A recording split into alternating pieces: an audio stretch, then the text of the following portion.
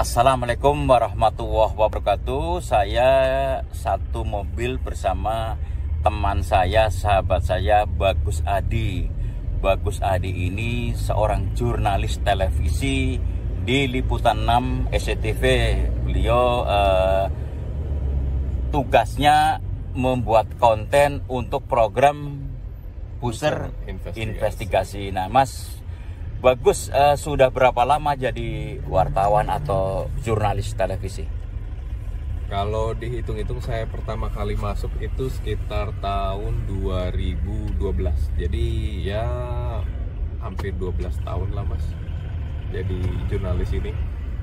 Oke, sudah menempati posisi apa saja selama di SCTV ya?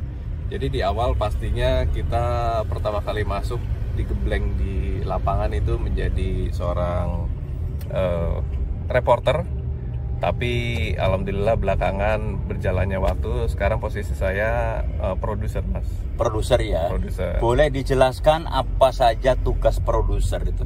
Ya, produser pastinya kita memikirkan ide ya, ide untuk liputan apa yang menarik, apalagi kan sekarang dunia kriminal ya. Kalau saya lebih ke kriminal. Jadi gimana caranya saya harus melihat, membuka beberapa referensi, entah itu di sosial media ataupun dimanapun yang memang menarik untuk kita bahas. Jadi tugas produser salah satunya itu memikirkan ide-ide materi apa yang akan kita buat, baru nanti kita rangkum gitu kan, baru kita nanti riset dan segala macam. Dari situlah kita bisa membuat suatu konten menarik untuk dalam satu kali atau beberapa kali liputan nanti Mas gitu. Nah, ini ada nama programnya kan Booster Investigasi. Nah, ini ada istilah investigasi. Bisa nggak sih dijelaskan ke masyarakat apa sih program yang menyandang nama investigasi? Karena tentu saja kan berbeda dengan liputan biasa. Kalau membawa nama investigasi itu memang agak berbeda ya kita untuk mengemasnya. Artinya kalau liputan biasa kan kita hanya sebatas di permukaan saja. Artinya kalau ada peristiwa, kejadian ataupun apa ya kita lebih ke situnya saja, ke peristiwanya. Tapi kalau investigasi itu justru kita akan mengulas kenapa peristiwa ini terjadi. Artinya penyebab-penyebabnya kita cari info, kita gali dari mulai beberapa saksi di lapangan, ataupun kita mungkin mendapatkan bukti-bukti baru. Bukti baru itu bisa lewat data digital ataupun data-data yang lain gitu. Jadi kita mengemasnya lebih mendalam. Artinya kayak kalau di bahasa kita tuh in-depth ya. In-depth itu lebih mendalam daripada materi-materi yang biasa kita lihat di permukaan saja. Kira-kira. Nah, kalau liputan investigatif atau investigasi kan dalam mewawancarai narasumber itu kan perlu banyak. Banyak dalam artian dari sisi ini harus ada, dari sisi ini ada. Bagaimana bisa dijelaskan tuh biar lengkap, berimbang dan objektif? Ya, memang tugas dari jurnalis ya secara umum itu kita harus mengemas secara cover both side Mas. Cover both side itu artinya kita harus berimbang ya, walaupun sebetulnya media ini tetap bukan yang abu-abu ya, tapi kita harus tetap punya mindset bahwa ada satu pihak yang memang dia dalam tanda kutip nih bersalah gitu ya, makanya kita harus mencari informasi-informasi yang akurat, yang kredibel, yang bisa dipercaya. Jadi kita tidak bisa percaya begitu saja. Misalkan ada orang yang bicara A, B, C, D tentang sebuah kasus, kita tidak bisa percaya begitu saja omongan orang tersebut. Makanya kita harus, informasinya harus itu berlapis Mas. Dari A kita cari informasi, kita bicara, si narasumber pertama itu bicara soal apa, kita coba gali lagi ke narasumber lain, betul nggak ada yang mengarah ke situ nggak gitu. Jadi kita nggak bisa untuk menemukan satu fakta itu cukup satu atau dua narasumber saja, dan itu pun kita harus mengemasnya secara berimbang ya. Berimbang itu walaupun nanti ada pihak yang kita persalahkan atau memang kita sudah mengindikasi bahwa ini loh arah kesalahannya atau arah kriminalnya ke sini, tapi ada ya intinya sih kita harus mengetahui bagaimana kita mendapatkan informasi-informasi itu sedetil mungkin, Mas. Begitu juga dengan beberapa narsum lain ya, seperti dari kepolisian misalkan atau dari pemerintah. Kita juga harus memberikan hak suara buat mereka, walaupun terkadang ada bagian-bagian tertentu yang menyinggung dari pihak-pihak terkait, ya kita harus mintai keterangan di situ. Jadi nggak bisa kita menuduh gitu tanpa ada bukti gitu kan. Makanya dari situlah tugas wartawan itu betul-betul jeli mencari narasumber yang pas untuk sebuah tayangan lengkap investigasi itu, Mas. Oke, terus narasumber penting terkait kan harus diwawancarai dalam liputan investigasi biar both side cover both side, berimbang, objektif ya. Hanya saja memang sering ada narasumber penting ya, bahkan wajib diwawancari, tapi kadang-kadang kita mentok tuh karena dia keberatan diwawancarai. Nah, pernah mengalami hal itu? Itu selalu sering kejadian seperti itu, karena wajar ya kalau ada pihak-pihak tertentu yang merasa terpojokan dalam hal itu, dalam sebuah kasus itu, pasti mereka ogah untuk berbicara. Tapi kami sebagai media, jurnalis itu tetap memberikan ruang buat mereka untuk berbicara. Terlepas nanti mereka akan bicara atau tidak, itu bukan jadi problem buat kami. Yang penting kita sudah memberikan hak suara. Jadi kalau suatu saat nanti tayangan itu muncul dan ada komplain dari pihak yang kita rencana mau diwawancara, kita bisa menjelaskan bahwa kita sudah berusaha untuk menghubungi, ya, betul, memberi kesempatan, betul, gitu ya. Betul. Jadi hak suara buat mereka tetap kita kasih. Gitu. Oke, terus dalam liputan apa nih pernah mengalami mentok nih narasumber padahal dia penting? Nah, banyak sih sebetulnya, Mas. Kasus-kasus kayak misalkan isu soal lingkungan gitu kan. Ini kan karena lingkungan kan nggak jauh hubungannya sama perusahaan-perusahaan. Nah, perusahaan-perusahaan itu kan kalau sudah masuk corporate, perusahaan besar itu kan paling ogah itu berbicara soal itu gitu loh. Jadi ya itu hal yang wajar buat kami sih sebagai media.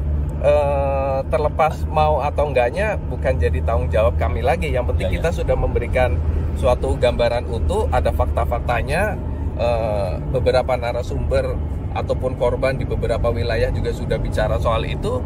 Kerusakan ataupun hal-hal yang menurut kami penting untuk kita potret sudah memenuhi itu, ya sudah. Iya nih, adanya kasus ya atau apa dari pihak tertentu terkait yang sebenarnya penting untuk diwawancarai tetapi sering menolak, tidak jarang menolak. Ini sebenarnya ditinjau dari segi kehumasan, sebenarnya ini sesuatu yang penting ya. Jadi pihak humas itu di suatu lembaga, kementerian atau badan ya, mestinya memanfaatkan hal itu untuk memberi penjelasan. Jadi tidak tepat ya kalau misalnya humas mendorong pimpinan lembaganya untuk tidak bicara. Betul. Dan saya juga melihat terkadang kehumasan itu juga jarang berjalan ya. Kehumasan itu lebih ke arah yang formal ya. Artinya kalau mereka mau ada press conference, rilis hal-hal yang baik ya, hal-hal baik, baru mereka terkesan kayak bekerja gitu. Tapi di saat ada sesuatu hal yang menyimpang gitu kan, mereka juga kayaknya agak bingung tuh, apalagi ketemu media yang memang punya fakta, data-data itu. Jadi terkadang kendalanya itu kita di lapangan seperti itu, Mas. Oke, bicara mengenai liputan investigasi. Nah, kemarin di rancangan undang-undang penyiaran tuh rame tuh bahwa katanya hasil liputan investigasi tidak boleh ditayangkan. Anda sebagai jurnalis gimana? Ya, kalau saya sih melihatnya agak aneh ya gitu ya, Mas ya. Kita dari awal memang sudah dididik untuk membuat suatu tayangan yang in-depth ya investigasi, tapi di saat kita akan mengekspos ataupun kita menemukan hal-hal sesuatu, ada ketidakpuasan di hati kami ya. Sedangkan hal itu kan sebetulnya menjadi ranahnya publik ya untuk mengetahui. Toh juga namanya investigasi, semuanya itu pasti bisa dipertanggungjawabkan.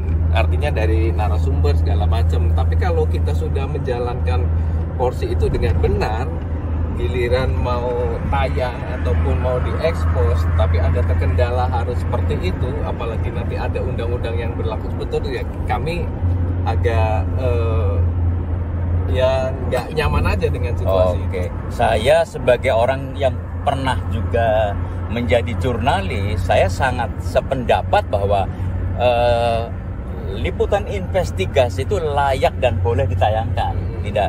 Tidak perlu dikhawatirkan atau ditakutkan, bahkan dilarang, karena liputan investigasi kan sebetulnya menyajikan fakta ya, secara berimbang, cover both side ya, tidak boleh hoax, tidak boleh berat sebelah. Jadi kalau misalnya nanti ternyata ada liputan televisi yang ditayangkan mengklaim dirinya sebagai investigasi tetapi nyatanya tidak faktual, kan nanti ada hukum, ada dewan pers ya, ada undang-undang pers yang bisa mengadili atau menghakimi. Gimana menurut? Ya betul. Saya sependapat sama Mas Kawen juga gitu. Kita kan juga punya undang-undang tersendiri ya, dan memang ada lembaga tersendiri untuk kalau misalkan kita punya kekeliruan atau kesalahan dalam sebuah pengemasan sebuah tayangan investigasi. Jadi menurut kami libatkan saja dewan pers ataupun lembaga lain yang memang menaungi profesi kita ini, Mas. Jadi nggak perlulah kayak misalkan dibuat undang-undang khusus terkait dengan jurnalis investigasi ini, Mas.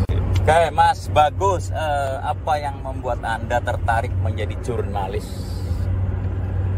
Buat saya jurnalis itu sebuah profesi yang menarik ya, membanggakan gitu. Artinya kita bisa memberikan informasi selengkap-lengkapnya kepada masyarakat luas, dan mungkin banyak orang yang tidak mengetahui sebuah peristiwa itu, dan mereka dalam peristiwa itu kan mereka akan mencari informasi segala macamnya, dan ya inilah tugas kami gitu kan, memberikan